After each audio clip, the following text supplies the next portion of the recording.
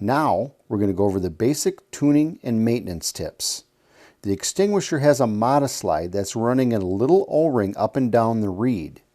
And to actually disassemble the caul, what you want to do is run the MODISLIDE all the way down to the buck position and make sure that the MODISLIDE dial itself comes out with the bottom insert of the caul. So you can just slowly take it apart here, keeping the slide coming out with the bottom. And you'll notice there's an O-ring here that actually creates the two parts to stick together well. Now, as that comes apart, you keep that slide on the bottom, you'll notice that there's an O-ring housing right here on the slide itself. Okay? That housing actually goes over the O-ring, and that's what slides the O-ring up and down and changes the sound of the caul. So when you take it apart, make sure the slide stays down with the bottom insert. As you pull the mouthpiece up, then you can pull the housing off of that O-ring and the whole thing comes apart. Now imagine if you just pull it straight apart and that O-ring is in this housing, it's going to come flying off. It's going to be laying on the carpet, or especially in your tree stand, it'll be down in the leaves. So make sure you understand how to do that before you take your caul apart. Otherwise, you can just get online and order a new O-ring and a reed assembly. It's a tuning kit.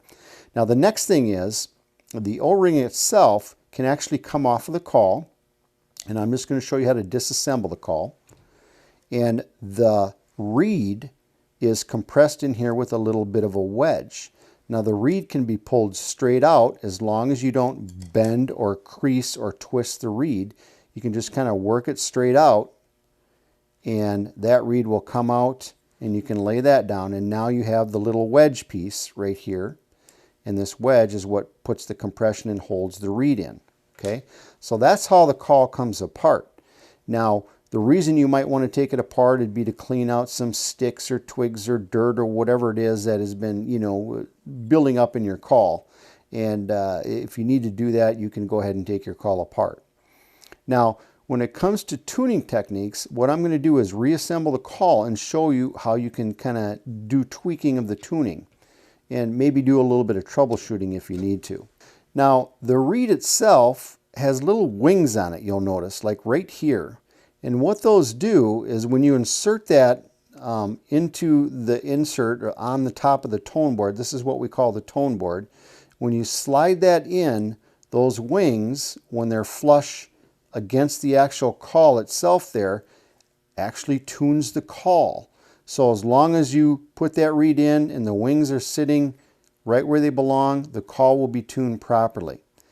The next step would be to take the wedge, and it's, as you can tell, smaller on one end, and it's tapered out fatter on the other end. You just run that wedge and you put that in there, and then you snap it in, and you can tell it'll actually go only so far, and then it holds itself.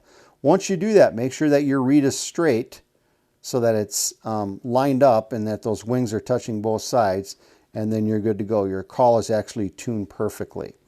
Now, when you put the O-ring on, all you do is smash it down a little bit so that it has an oblong shape, and you put it over the duck-billed end of the reed, just like this. Now notice I'm pressing down with my thumb, so that holds that reed in place. And I put the O-ring over the end, and the O-ring goes over both the tone board and the reed, and then it slides down. I like to put it all the way down here on the bottom when I go to reassemble it. Okay? When it comes to reassembling now, the MODISLIDE, the actual slide itself, has a little tiny tab, and you'll notice it if you look at both ends. One end has a little tiny tab here, a plastic tab, and that side always is facing downward toward the baffle. Okay? You don't, if your caul is sideways, you want to make sure that it's not upside down and the tab is facing upward. You want to make sure that that tab is facing downward, and then the caul can slide right into the tongue and groove, and it'll slide up and down. Now there are instances where you could get some dirt and some grime inside of the tongue and groove area of the mouthpiece, and feel free to grab a Q-tip and clean that out. Put a little bit of lubrication in there, very light lubrication that's non-scented like Vaseline works really well. at the beginning of the year or year-end maintenance on the call itself. So once we have the slide in, the mouthpiece in the tongue and groove, we have the O-ring carriage here. Now, the O-ring carriage goes on the bottom of the tone board, okay? It doesn't go upside down like this. It goes on the bottom of the tone board. So you'll notice there's a little bit of a groove in there in that carriage, and that's what goes around the actual O-ring. So I've placed, and be careful when you do this now, I've placed the assembled call with the reed and the tone board inside of the mouthpiece.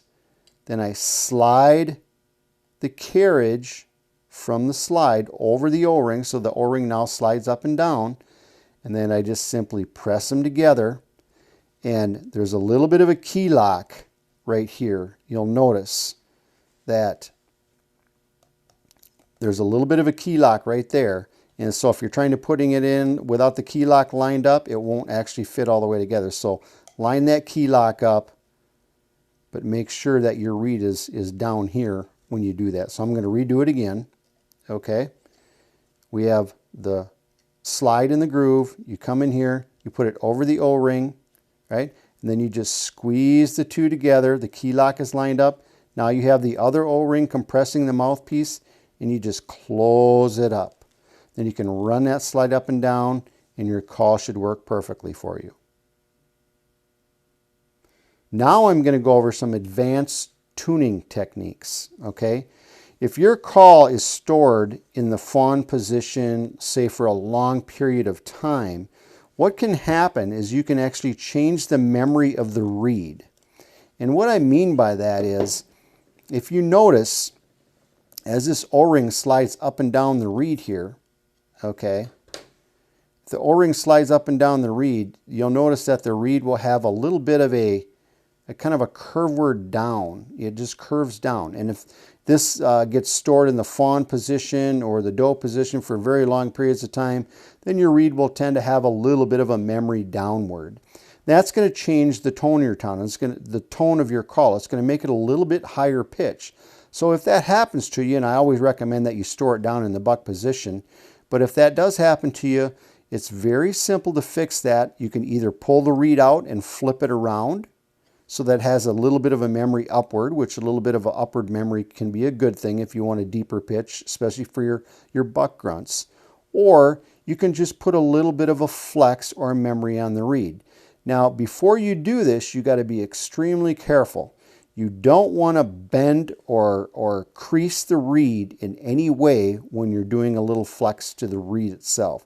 And if you do, you're just going to have to call in or go online and order a new reed. And it doesn't hurt to have a good extra tuning kit anyway in case you lose an O-ring or want to tune up your call. So they're real reasonable online at illusionsystems.com. But anyway, you can take this reed, and you'll notice that I'm putting my finger underneath the duckbill portion, and I'm sliding it about a third of the way up, not quite halfway. All right, and all I do is just flex it upward like this. All right, and give it a little bit of an upward flex. And now it will have an upward curve versus the reverse downward curve. And then that'll change the tone of the call slightly for you if you want a deeper pitch or if you want a little bit deeper or more clickier buck grunt. Okay. Once again, don't crank on this thing and crease it and bend it so it's sticking straight up. You're going to have to pull it apart and try and flatten your reed out again, or you're just going to have to order a new reed if you wreck it. Now, another advanced tuning tip is if you get a lot of moisture in your call, what will happen is the reed may stick in this position on the tone board with all that moisture, or it may freeze. And if that happens to you a lot, one thing you can do is pull the call apart and dry it out.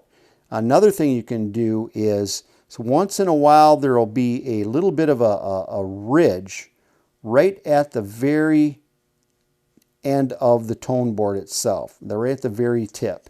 And what you can do to alleviate that, if you're having a little bit of an extra problem with that, some people just put more moisture and spit in the call than others. And there's really no way for us to control that. But if you're one of those people that just end up getting a lot of moisture in your call, one of the things that you can do to alleviate it from sticking, if it's sticking a lot, and it would be mostly on the fawn, it's not going to stick on the buck or the other ones unless it actually freezes solid. But one thing you can do is take a utility knife.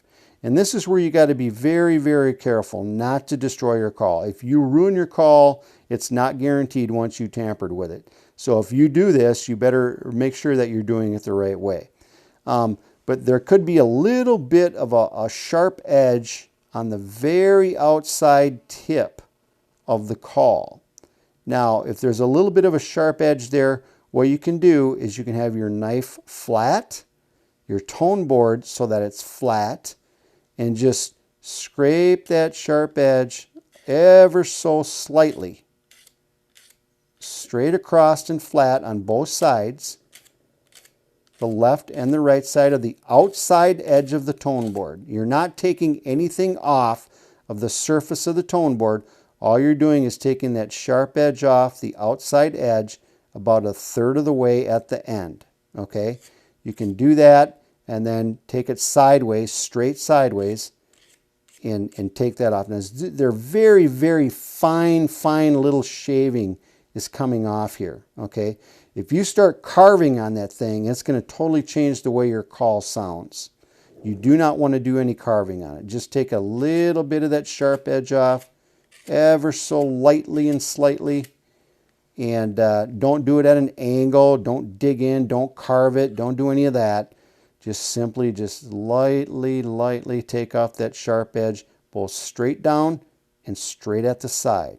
Okay, and a lot of times that can alleviate if you're getting excess sticking of the caul. Now, most likely that's not going to happen, but if it does, that's just a little tip there. So those are some advanced tuning tips when it comes to tuning your caul. And if you have any problems or anything with your caul, feel free to send it back and have us tune it up for you if it's something that you need done, or you can order extra parts and do some of that tuning yourself. So